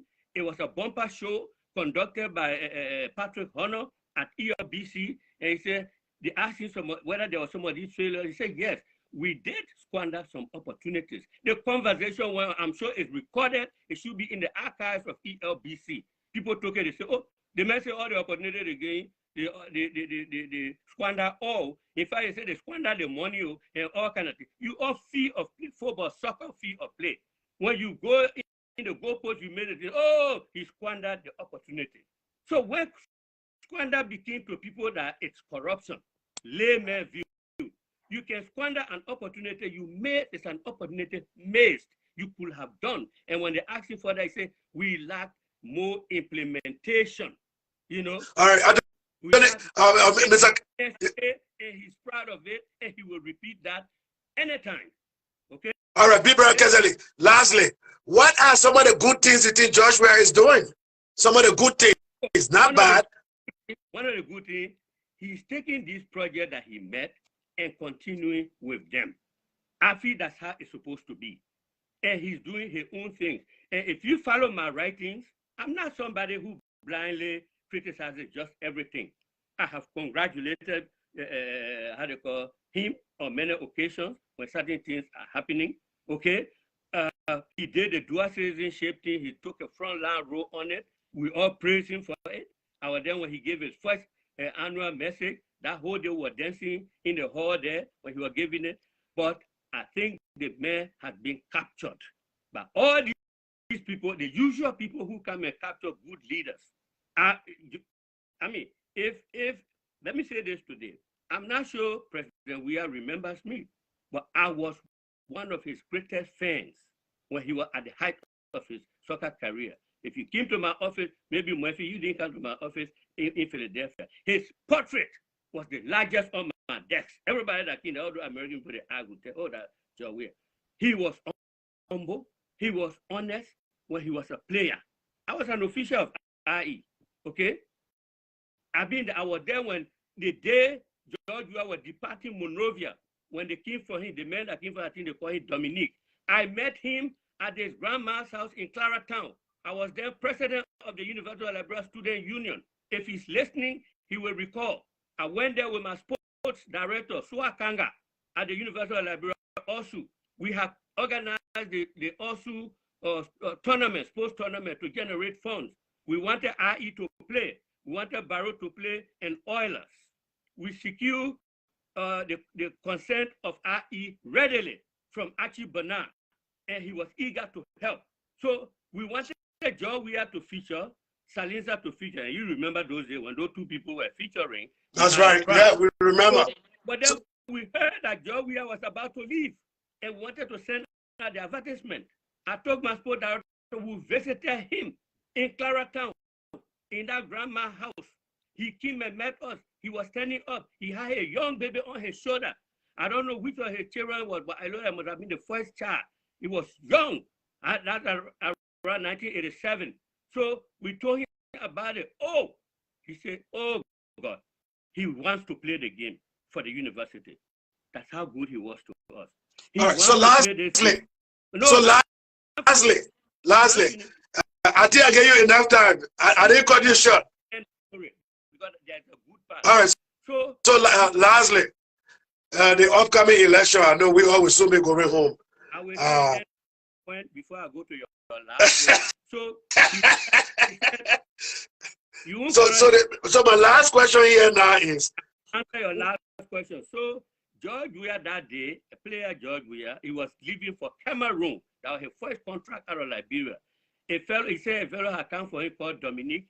He would try, they were leaving the following day, Saturday, but he would plead with Dominique to see whether Dominique can put the trip up to Sunday so at least he can play one time. That's how he wanted to serve the university. So he said, but in any case, you'll put the advertisement on air, you'll continue with it. I don't mind. Whether I play or not, you'll continue with it. So I had nothing against this man. Okay? I don't want anybody. Yeah. Go with your all right. So I know you are a very good man, brother. I've been knowing you for many, many years. You myself from the scene, plays in Philadelphia for a long time. But I wanted to ask you the last question, that yes or no. You think the election is going to be just one round? I don't think so. For anybody, I don't think so. If it is so for JMB, I'll be glad. But I'm a strategist. I'm not planning. I'm not basing my planning on that. So you think, George, you think like with the pool we've been taking from around the country? I just came back from Bapalo, from Bombay, from Cape More. I just came back. So with the pool we've been taking, like 70% that we interview are saying that it's a one round for George Weah. What do you think? You think the Liberia people are missing something? Yeah, well, I don't know the population of your polls. I can't judge the credibility of your poll because some people do polls and they do other things. No, our poll, not fax poll, the one that's straight poll. I thank you. I got a few people that are trying to come out. Thank you so much, people. God bless you. When I come to Philly, I will come to you there. You myself will hang out. Thank you. God bless you. Thank you. That was the voice of. You mentioned cassava leaf. If you. Yeah, cassava leaf. Yeah. Thank you so much, sir. Thank you. God bless you. All right. Bye bye. All right. We're gonna bring our next guest online. That was the voice of Anthony Keseley, my old big brother from Philadelphia. Yeah, Anthony, you can hang up. You can hang out the live. Yeah, there's a screen for you. Yeah, thank you. So I see people trying to come out. They say they want. Somebody said they want to buttress what Mr. Keseley said. Other people are saying that. Okay, here we go. All right. So other people say they want to. Leo say he wanted to come up to correct the information. I know we'll do that, but I wanted to give a few other people quick chances. But look, what we're saying here, and I gave, look, for me, if I'm having a podcast, I like to be fair, I like to be honest, and I like to be, I like to shoot for the straight point. I brought on Anthony Keseley. He's a senior person within the Joseph Boakai campaign. And you heard from his own self. He cannot project that the election is going to be on one round. But there are a lot of people who are saying, a lot of people from all over the country, they are saying that with the kind of development that they're seeing happening in the country, that the election is going to be on one round. That's what they are saying. But for us to stay here today and say, Mr. Host, please give, Mr. Host, please give your advice steady. Too many movement. Okay, I will stay in one place. Sorry. I get. I agree to that. November, babe, Marcel William, watching, all ready to move from door to door, from house to house, from village to village, from town to town, just one round victory. Whoa! People are saying that. Some people are saying that they want to start moving from house to house, from door to door, just for the one round victory shot. That's what it's saying. That's not me. All right, I'm going to bring on Jimmy. Jimmy, you next. 1 minute. Jimmy, you are next. James David, please bring me on. Okay, Jim David, you got to send a request. Or Jimmy is next. How you doing, Jimmy? How you doing, sir? Thank you. I'm okay. Thank you, brother. Yeah. Your show is dope, man. I mean, you give people at least time, and you don't interrupt. I love that. I love kind of show like that. But what I want to say here is that I just want to say short thing and then just go off.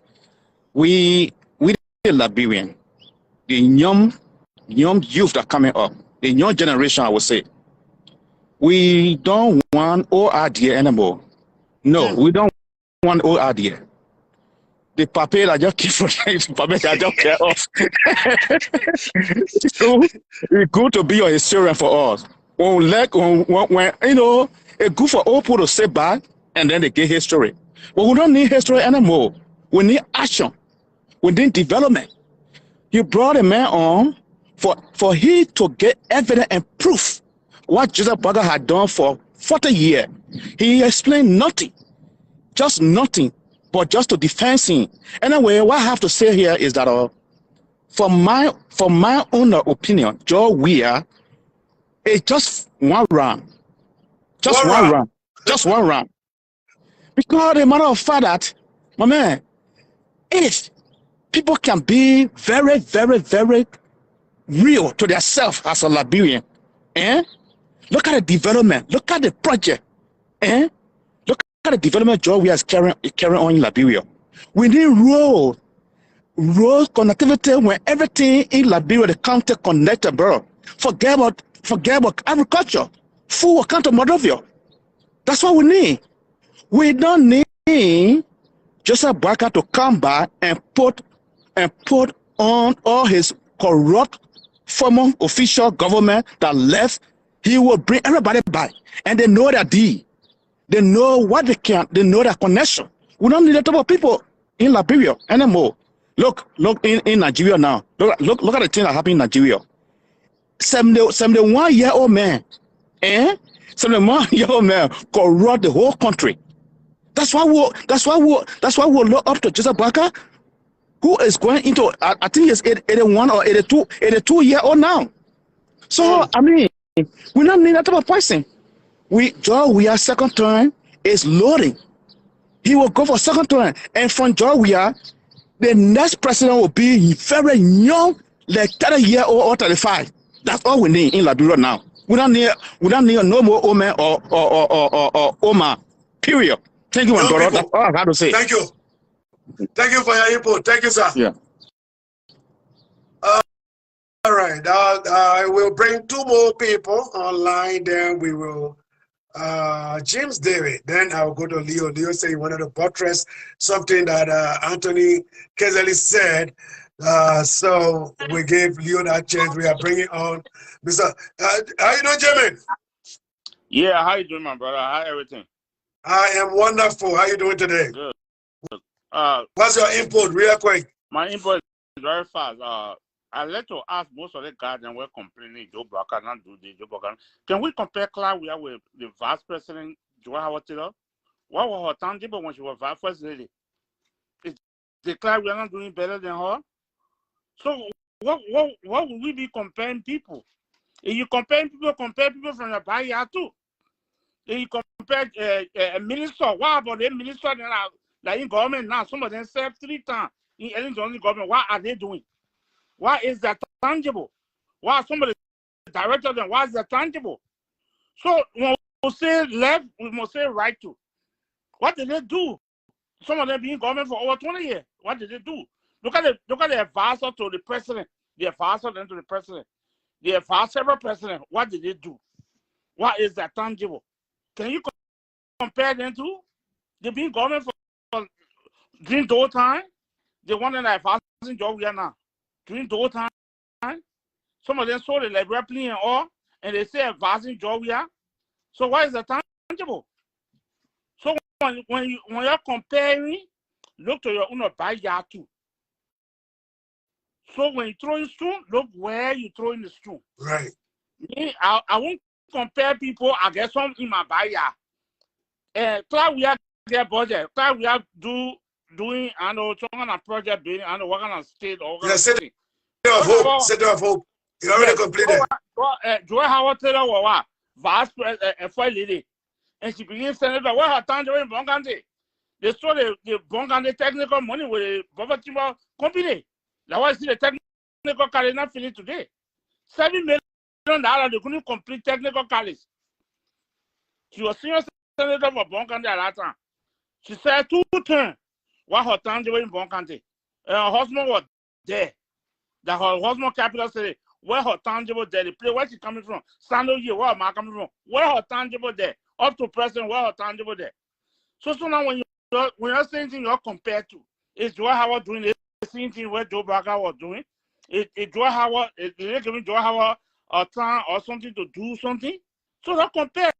Look at the minister there. Okay. What are those ministers doing too? What some of those ministers doing? Why are they tangible? They say Joe Barker served as minister. He's going to get tangible that he's the president of the country, that he's going to do development by himself. No, every year everybody bring a budget. When they bring a budget, the government got to approve it. The senator or representative got to approve it. Actually, but now who is serving Joe we are advisor now? He was senator. Why is tangible? So let me ask you one question before you leave. Yeah. Thank you for your input. But one question. How do you see the development the president is now undertaking in Liberia? A lot of Liberians are very happy, even though there are sometimes food business a little bit high. Happy every developed country like here, America, when they were building in '94, the '95, the '70, the '80, they were building the railroads. Food business was hard, things were difficult. It happened in Ghana. It happened in every developed country. When development is taking place, sometimes the country can be a little bit hard. But why do you think what the development the president is undertaking in Nima, in Lofa, in all over the country? How do you see that? You think the Liberian people will not see that to say they're going to elect him? No, they're not what they call the development. I hear some people then say, we need road. I know which of the county can really make food. Which one? Bomi County get Kota Road. Nima County from Sunny Place, going to Lugatu and all of that. Nima County get Kota Road. Where? All the way to Ganta. Sunny Place get Kota Road. Sunny get some Kota Road. Sakle Place not get it. The road that you see the feed at the main building. Hold on. So that Sakle Place can produce? So from Banga, no. Is that Sakle Place? No, I don't want to ask you, brother. From Banga, now the finish crossing the Simple Bridge into Lofa, they're going. Are you telling me they're not development in there? I'll say they're not development. You'll be thinking about that thing we say buying pepper in Guinea. And Guinea, and a dozen road from Ganda, border all the way to Zerikole. And the people can round it to go back pepper in Guinea. Some people passing over to go Guinea to go buy pepper. So wait a minute, bro. Are you saying that Georgia should start making pepper farm with the Liberian to get pepper? No, now you're saying that you should correct yourself on that one. So we're saying the roads, the main building roads, so that we can bring the pepper in town. That's not my brother, not road. Liberians, we not able that one. Everybody want white collar job. That's why I see Moreover is filled with people. Everybody want white collar job. You can build road. Look at Grand Cayman get road. So what Grand Cayman can bring in the city? They can come buy pepper in Moreover. Bomi County can buy pepper in Moreover. What is development is doing there? They get car road. Bon County, we get car passing through Bon County going to Nima County. We get car there. Agricultural product. What the food can produce? Moment. Right. Thank you, sir. Thank you for your input. Yeah, they can pass and go Guinea to go buy pepper. You see why Liberia people shipping car through Guinea, they pass through La Barro and can't. There's no system. Once the system is not into play, nothing gonna work. Okay. Thank you, sir. Thank you. Thank you. I got next. Anthony said I should bring him on. Leo, you coming? Anthony, 30 seconds. Let's hear you. Anthony said, 30, yeah, Anthony, good day, sir. How you doing? What's your intake? Thank you very much for the show. I see, you know, a lot of. I was reading the comment. I was also trending. I think, and let me come out of my retirement because I went away from politics for some time. I don't want to be politics. I'm just giving my honest opinion as a Liberian citizen. Okay. But the truth must be told, right? Yeah. Truth hurts, but it must be told. And in politics, sometimes people just see their side. The caller before this gentleman who just left were bragging about the development, but the road going to Grand Jide, he's from Grand Jide, is messed up. Let's say the road going strictly to the southeastern region is messed up. But 75% of the leadership of this current government from the southeastern region. That in itself is a disservice to the people from the southeastern region. When the Speaker of the House from the southeastern region, and the list goes on, right? But you're talking about development. Let's go to CDC own documentation, the PAPD, the Pro Agenda for Development and Prosperity, their own document that they put together. If you read the executive summary of that document, it speaks heavily about agriculture, right? That agriculture will be the bedrock of the economy of Liberia. But this same government took $11 million, United States dollars, to give the rice importer so they can reduce the price of rice. After the people received the $11 million, price went up. Think about it. If ordinary Liberian farmers who have received $11 million subsidy in their own hand, think about how much it will have changed the lifestyle of the people. They have more food, they have enough money, and they can make bigger farm, and the people will start flourishing now. The man who begging for $5 will not beg you for $5. The man who begging for $50 will not beg you for $50. He can afford now to buy slipper for children. The next thing, he was not even thinking about buying a house. He will start building a house. You know why? Because in the 80s, when those became president, those say, this 7 corner, I'm doing it on purpose because I don't want the business people to take the money out of the country. When that happened, Liberians themselves started building houses in Liberia. Contract open. People started having contract. People started doing their own thing. That's how homes were built in Liberia. It creates jobs. The agriculture will create jobs for our people. Not only jobs, will give people the opportunity to expand educationally. They will go to, higher education because the people were forced to send their children to those schools. Okay, hold on, my brother. Let me read what Frederick is saying to you. He said, Anthony, the roads is being built. I'm reading what Anthony Nami, hold on, what Frederick is saying. You are lying. The southeast roads are coming from River G and one from Saclay Pied.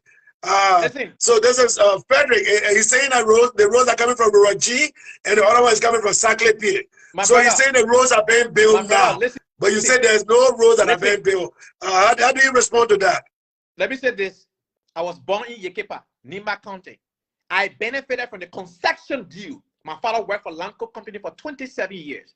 Everywhere in Yekeh was quota, paved road, from the neighborhood to the center street to everywhere, paved road, good quality education, good school, great hospitals. People leave from Monrovia when they come. We have 24/7 electricity from concession deal. You understand? You understand that? No, I'm listening. You live when you live in Yekeh, you know what 24/7 electricity means. You know what 24/7 having running water means. You know what having quality education. Bus took me to school, brought me back home. Tested, I will take tested. It took me from the market strictly in front of my house because our houses have number. Don't fool yourself. 6,000 technocrats are supposed to come to Liberia. We don't have those 6,000 technical. Today, that many master degree, bachelor degree holder passing around in Liberia. So they said that it was Lamco that built that area. It was Lamco that built where you talking about. No, listen. The concession deal that was struck in the 70s created Lamco and bomb mines. Those two areas. Then Lamco operated in Yekeh and Buchanan. Those two areas, when you go there normal day, you will realize that the concession deal benefited the ordinary Liberian citizen. Do you understand that? Right. When you affix your signature on Eton and Iboma loan that does not matter anything to the Liberian people and spend $150,000 for that loan, then you soften the Liberian people. Let us stop this. I don't hate Josh Weah. Josh Weah earned his stripes for playing soccer, and he earned his stripes for the Liberian people to make him president. But guess what? No one will take that title from him. He became the world best. No one will take it from him. He became Liberian president. No one will take it from him. But the reality is, George Weah will never go poor. His children will never go poor. The Liberian people will remain poor. Just stop this thing. You can sing praise to George Weah. George Weah signed my number 14 jersey from AC Milan in Abidjan. I bought his jersey $75 US 1998 to pay $75 US for a piece of jersey. That's not cheap. Number day. That's no right. Time at that time. So let me Thank say you. this to you guys. You don't know that some of us, we don't hate George. I don't hate the man, but create opportunity. Today, you are not enjoying here. Are you working for government in America? No. Absolutely not. But you have No. a job. Yeah. So, brother, So thank you for your input. Thank you so much. Liberian people, our people need jobs. Thank they don't you. need George Weah. They need jobs. All right. Simple. Thank you. Thank you. If you want me to bring you live, guys, you have to say your request, and then you will get in the queue for me to bring you. Leo, quickly. Leo said he wanted to report something for 30 seconds that Anthony said that he wanted to talk about. Leo, go ahead, Leo. Yeah, Nyagajo. Yes. Said something. I want to respond to what Big Brother said, Anthony Keseri, but before that, he said the election going to be one-time shot. In my mind, I don't think that's going to work. It's going to be a second round. It's definitely going to be a second round. That one. Number two, in how much people love somebody, Nyagajo, you don't have to be a medical doctor to know somebody's health condition, especially when you can read and write. So you are very close. You are in the hall with Henri Costa, Anthony Kazali, and Joseph Wakai. Yeah, hold on. And you are back. No, I just want to know, you were there that night. I was present. Hold on. I got there. The time they show, they didn't come on our time. To show to you, I was very much concerned. I spent extra 1 hour before he comes. When he came, I followed them from the door, and he came in. When he came in, I went close to him. That not one time, that not two times. Like I said, I'm a Lufians, but I have to be honest. I'm not against Joseph Newman Boakai. He got experience, like I said, but I said, health why? You don't have to be a medical doctor. If you put Josh Weah and Joseph Newman Boakai together, if you're going to be honest as a Liberian, you don't certainly have to be a medical doctor. And they ask you a question. Look at those two individuals. Health, what do you think about it? He's a fine man. He's good. But I say, and I stand by it, health, why? In my opinions. That's your opinion. But I believe strongly, health, why? You believe that he's not too healthy to be president of Liberia? No, because the current situation we're in. Let me tell you, some essay decision you will come out to say, hey, you have to be proactive. You understand? Right. Because the country see ourselves. So wait, you look at him and you clearly look at him and you knew with yourself that they may not, he ain't get a tenacity, he not get a power, that's